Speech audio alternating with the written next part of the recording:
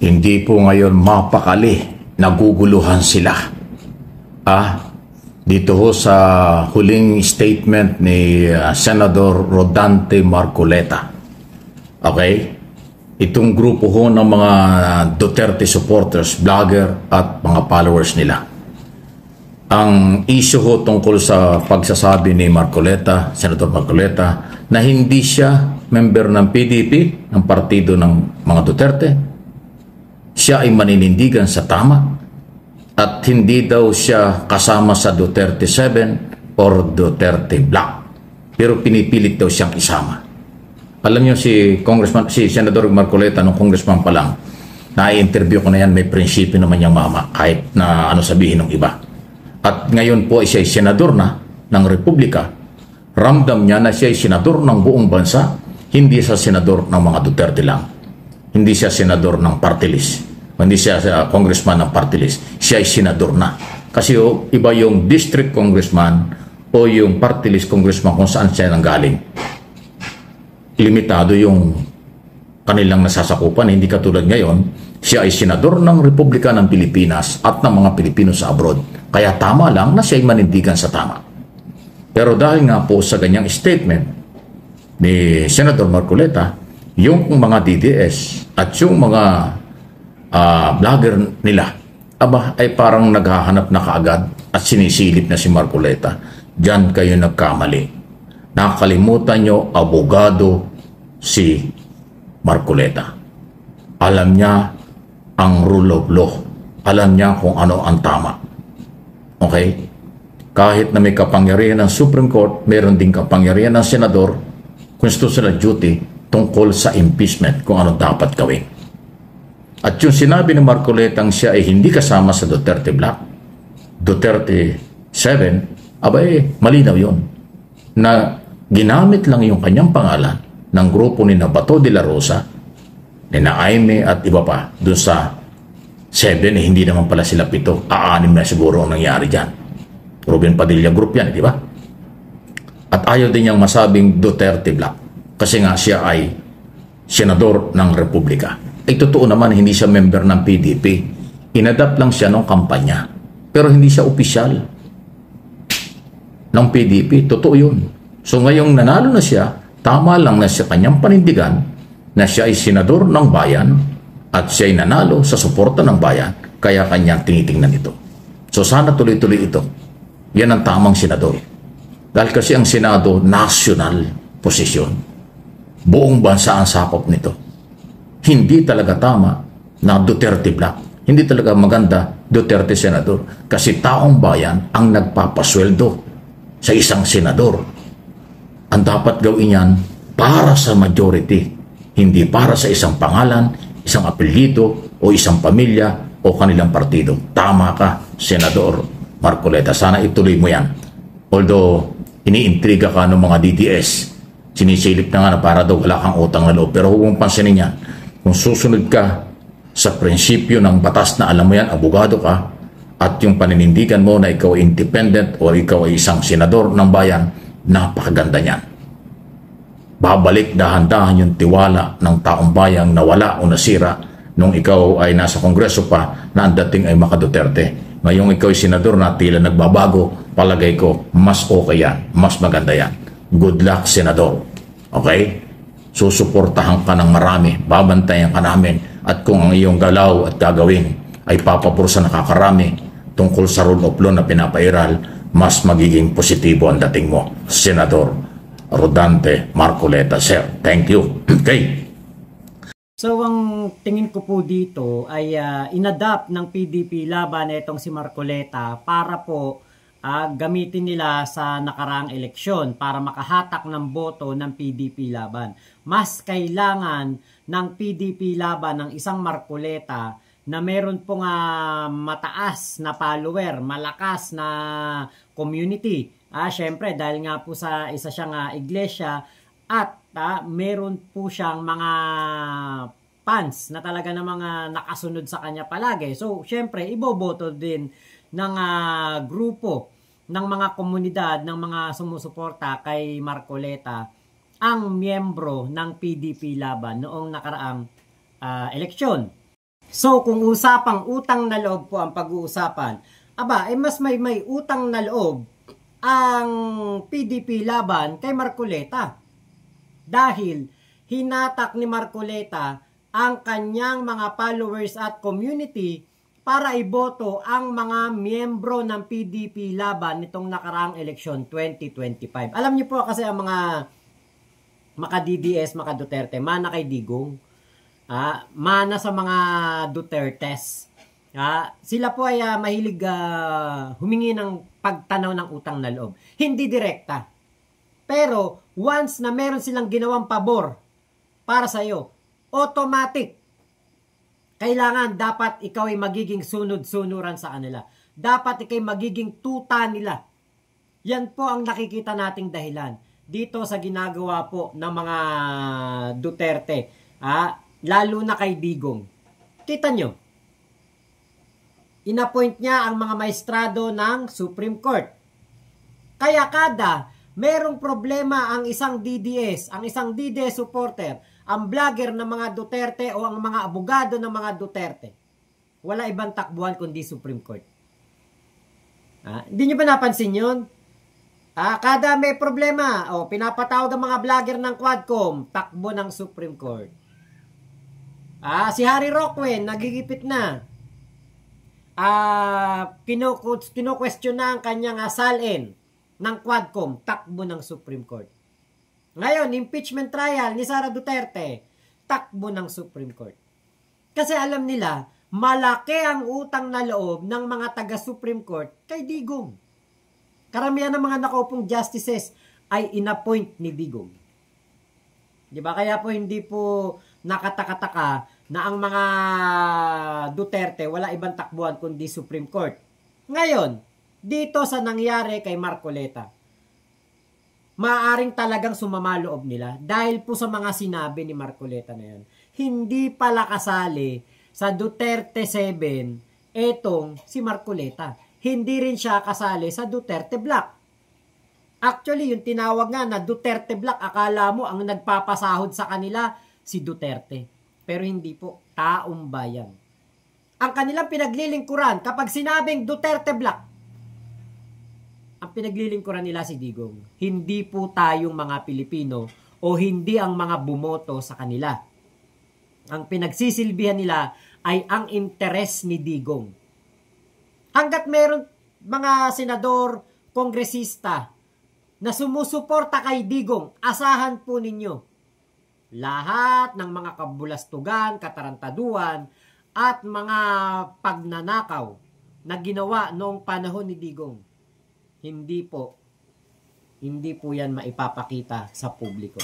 Patuloy na itatago, patuloy na pagtatakpan at patuloy po na ituturing nilang si Digong ay isang bayani ng makabagong henerasyon dahil sa ginawa niya noong siya ang presidente. Kita nyo, hindi nga nila inuungkat na ibinaon ni Digong sa utang ang Pilipinas. 6 na trilyon ang kanyang idinagdag sa utang ng mga Pilipino. Pero ang nakikita nila o ang kanilang laging itinuturo, lagi nilang pinag-iinitan, lagi nilang pinag-uusapan ay yung utang ng ating Pangulong Bongbong Marcos na hindi pa tapos ang termino. Lumubo daw ang utang ng ating bansa nung si PBBM ang maging presidente. Bakit? Ano ba akala nyo? Madaling magbayad ng utang ni Digong? Si PBBM nagbabayad ng utang na ginawa ni Digong pero hindi nila sinasabi nang inutang ni Digong napakalaki ng interes. Taon-taon nagbabayad tayo ng interes, kaya hindi tayo nakakabayad ng utang. Interes lang ang ating nababayaran. Makabayad man tayo, makabawas man tayo, sa maliit na porsyento ng inutang natin, kaya lang yung interes ang laki ng balik. Yun ang naging pasakit sa mga Pilipino, kaya po tumaas ang inflation, tumaas ang mga bilihin, ang mga presyo. Hindi natin makontrol ang ating presyuhan sa merkado dahil nga po sa ginawa ni Digong na pagbaon sa atin sa utang. Pero nakikita nila yung inuutang ni PBBM. Yung inutang ni PBBM, nakikita natin, mayroong mga proyekto, may mga naibibigay na tulong sa ating mga kababayan. Pero yung inutang ni Digong, tanongin nyo nga kung saan napunta. Kung kaninong bulsa ang nakinabang. Diba? Kaya sana, huwag pilitin ng mga DDS na ang isang Marcoleta ay tuluyang maging kalaban ng mga Duterte dahil mahirapan po sila. Malaking dagok sa mga Duterte kapag naging kalaban nila ang isang Marcoleta. Huwag nilang i-bash ng i-bash. Huwag nilang questionin ng questionin ang pagiging patas nito at huwag nilang questionin ang paninindigan nito at huwag nila pong tarantaduhin yung mama. Etong gagawin ni Marcoleta na ito yung tama. Yung ginagawa niya, yung pinapakita niya ngayon, yan ang tama. Tapos na ang eleksyon. Tapos na ang siraan. Tapos na ang pamumulitika. Trabaho na para sa bayan. Suportahan ng Pilipinas, suportahan ng presidente. Yun po ang tama. Hindi katulad nito mga sinasabing mga Duterte Black na ito, mga bugok na mga senador. Hindi nila alam kung ano ang kanilang ginagawa. Hindi nila alam kung ano ang kanilang trabaho. Hindi nila alam kung ano ang kanilang mandato. Ngayon, dahil ang isang Marcoleta, alam niya kung ano ang kanyang magiging papel sa ating bansa. Nagagalit ang mga DDS sa kanya. Bakit? Ayaw nyo ba ng isang Marcoleta ay maging law-abiding citizen, sumusunod sa konstitusyon at mapagmahal sa taong bayan? Kaya mas mabuti pa, tama talaga yung ginagawa ni Senator Marcoleta. Manatili ka na pro-Pilipino at gawin mo ang aral ng iglesia. Diba? Sa mga kapatid natin na iglesia, napakaswerte po ninyo. Meron kayong isang Rodante Marcoleta. Sunod na ating pag-usapan, eto na naman talagang hindi ho tinitigilan ni Malacanang Press Officer at Undersecretary Claire Castro ang napakadalas na bakasyon. Pagbibiyahe-biyahe ni Sara Duterte. Over bakasyon talaga, sobrang bakasyon eh. Mas matagal pang nasa abroad ang pangalawang pangulo kaysa sa nandito sa Pilipinas. Kaya yung puro bakasyon na ginagawa ay binabanata na ng Malacanang. Ano daw bang meron? Bakit laging nagbabakasyon si Sara? Galing ng Australia, kung saan eh. Tapos bumalik ng The Hague, tapos napunta ng South Korea. Ang ngayon ang may plano, papunta naman ng Kuwait. So iniikot niya ang buong mundo. Para saan ba yun? Eh kung atin naman susubaybayan na sinasabi, puro rally at paninira sa gobyerno. Eh trabaho ba ng Vice President? Umikot ng umikot sa buong mundo para sirain ang ating gobyerno? Di ba ang obligasyon ng pangalawang pangulo ay suportahan, tulungan ang gobyerno? Pero hindi siya tumutulong. Ayaw talaga magtrabaho. Kaya tama lang yung reaksyon ni Claire Castro na tanungin, banatan kung bakit puro travel, puro bakasyon sa halip magtrabaho dahil siya ay Vice President pa rin ng bansa. Ayun. Okay. Sunod na pag-usapan pa rin natin, constitutional duty ng congressman at senado ang SONA. Aba, totoo yan. Ito isa pa. Galing na naman ito kay Congressman Marcoleta. Ihabuti-habol natin. Pero ibang issue ito. Kasi ang issue dito, bakit hindi nag-attend? May nag-walkout pa nga na congressman, si Napulong Duterte, nag-walkout. Si Bato, Robin Padilla, Amy Marcos ay hindi nag-attend ng SONA. Yung tatlong yan, kung di ako kakamali. At saka si Bungo, 4 pala. Eh, sabi ni Marcoleta, ako ay kaya umattend ng SONA noong July 28 kasi constitutional duty yan ng senador. Yung kanilang opening noong alas 10 ng umaga sa Senado ay sinuspindi lang. Itutuloy yan doon sa SONA. Kaya daw siya nagpunta. Obligasyon daw ng senador at congressman na makinig sa State of the Nation address ng Pangulo. Kaya yung mga hindi nag-attend, ibig sabihin lumabag sa saligang batas. Yung mga nag-walk-out, lalo na. Yan po ang paniniwala ni Senator Marcoleta. Obligasyong makinig at manood ng SONA ng Pangulo. Kasi yan ay parte ng trabaho ng congressman at senador. Kaya pala siya dumating doon, nakipagkamay pa kay Pangulo. At tama yun. Again, itong mga galaw ni Marcoleta, ni Senator Marcoleta, maganda ito. Noong araw, parang sinabi na naniwala tayo na, pang-atin ka o hindi ng SONA, okay lang. Ngayon pala, hindi. Yung pala ay constitutional duty ninyo. Dahil nga, yung pagsuspindi sa Senado noong session ng umaga, ay itutuloy dun sa SONA. Kung hindi ka dumalo ron, hindi mo nagawa yung iyong obligasyon sa ilalim ng batas. Ang linaw nun. Iba talaga pag abogado magpaliwanag. Ano ha? Yun ang paliwanag ni Marcoleta eh. Hindi ko lang po maiparinig sa inyo yung kanyang mga statement kasi ito nangyari doon sa kanyang programa sa radyo o sa TV. Sa Net25.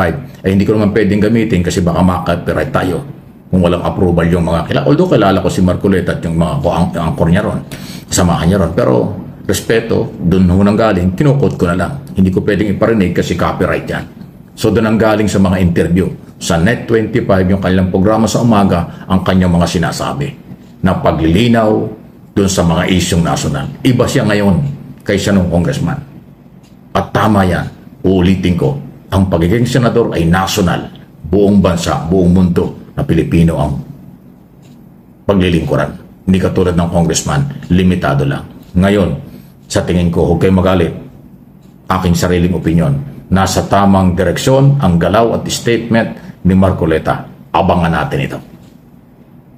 Mabuti pa talaga ang ating senador ngayon na si Marcoleta. Alam niya ang kanyang constitutional duties. Aba, sampal ito kay Amy Marcos, kay Sara Duterte, kay Bongo Bato, Robin Padilla. Si Robin Padilla hindi daw siya atin ng SONA hanggat nakakulong. Si Digong, kakulangan ka ba? Buti sana kung kapag hindi atin si Robin Padilla ay hindi na matutuloy ang SONA ng ating Pangulo. Buti sana kung hindi atin si Robin Padilla sa SONA ni PBBM, babagsak na ang ekonomiya, babagsak na ang gobyerno ng ating Pangulong Bongbong Marcos.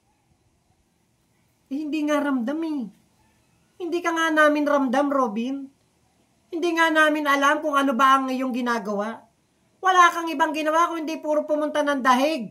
Pasyalan ng pasyalan si Digong ni hindi ka man lang kinakausap. Para kasi Harry Roque, pinagsisiksikan mo yung sarili mo kay Digong. Pero ni hindi ka man lang hinarap kahit isang beses. Yung asawa nga yung kinakasama nga, hindi pinapapasok Ikaw pa kaya? Ikot kayo ng ikot ni Sara para sirain ang ating Pangulong Bongbong Marcos. Para hiyain sa mga Pilipino community. Pero may balik yan sa inyo. Hindi nyo alam kung ano ang inyong trabaho. Ang trabaho na inyong ginagawa ay pabor lamang kay Digong. Para kay Digong. Ang inyong pagsaserbisyo ay para kay Digong. Wala kayong ibang inisip kung hindi si Digong.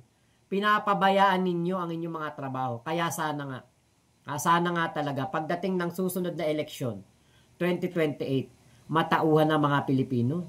Kasi inayawan na ng mga Pilipino si Willie Rebillame, si Philip Salvador, dahil walang kwenta ang isang artista noon na ginawang senador ng isang kriminal na dating presidente na si Digong.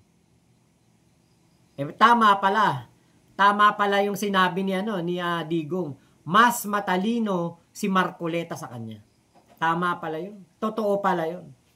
Dahil alam niyo po, si Marcoleta pagkatapos ng eleksyon, nakita natin, nakipagkamayan siya kay PBBM. Pumunta siya sa SONA. Nakinig siya sa mga magandang nagawa ng ating Pangulong Bongbong Marcos, ng kanyang gobyerno. Update ng mga nagawa ng ating Pangulo na talagang naging kapaki-pakinabang sa ating mga kababayan. Diba? Napakabuti po ng isang Rodante Marcoleta. Walang masamang tinapay sa kanya. Hindi katulad nitong mga bobong senador na to. Natapos na ang eleksyon. 2022 pananalo hanggang ngayon namumuliti ka pa rin. Diba? Yung sinasabi ni Robin, tama ng pamumulitika. Kayo namumulitika, di ba? Ikot kayo ng ikot sa ibang bansa para siraan si PBBM. Pero si Marcoleta, kita nyo, umaten ng SONA. Walang masamang tinapay sa kanya. Diba? Ayan ang kaibahan ng isang abogado, ng isang may pinag-aralan, ng isang may dignidad, at may paninindigan sa mga bobo, walang kwenta, at mga nanalo lamang dahil sa kasikatan o dahil may daladalang apelido o kaya nanalo lang dahil kay Digong. Diba? Makikita mo talaga yung mga professional kaibahan sa professional sa mga non-professional. Diba? Makikita mo, si Amy Marcos hindi pumunta, kapatid niya mismo yan. Hindi siya pumunta, bakit? Kasi masakit marinig na ang kanyang kapatid ay pangulo at maraming nagagawa. Samantalang siya, naturingang senador din na meron ding mataas na katungkulan sa ating bansa. Pero walang ibang inisip kundi kapakanan ni Digong. Si Robin Padilla, walang ibang naisip kung hindi kapakanan ni Digong. Si Bato, si Bongo, walang ibang inisip kung hindi ang pauwiin si Digong. Iuwi dito sa Pilipinas. Diba, alam nyo kung may malasakit talaga kay Digong at mahal nyo talaga si Digong, kayong mga pulpul, kayong mga senador kayo, dapat noon pa lang na ginagawa ni Digong ang mga EJK at nag-uutos siya ng napakadelikado sa mga PNP at binibigyan pa niya ng reward ang mga PNP noon. Dapat doon pa lang sinabihan nyo na siya. Mali ang ginagawa mo. Crime for humanity yung kinikilos mo. Diba sana yan ang ginawa ni Digong. Tinigil niya yung kanyang mga kayabangan, kabulastugan, at pakikipagkaisa sa mga sindikato noong siya ang presidente.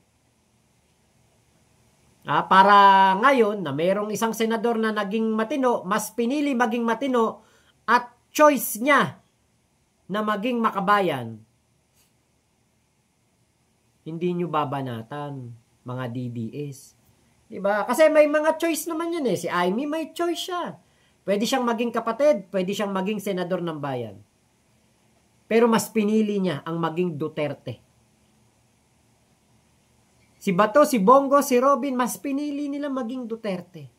Hindi nila pinipili ang pagiging makapilipino o makabayan.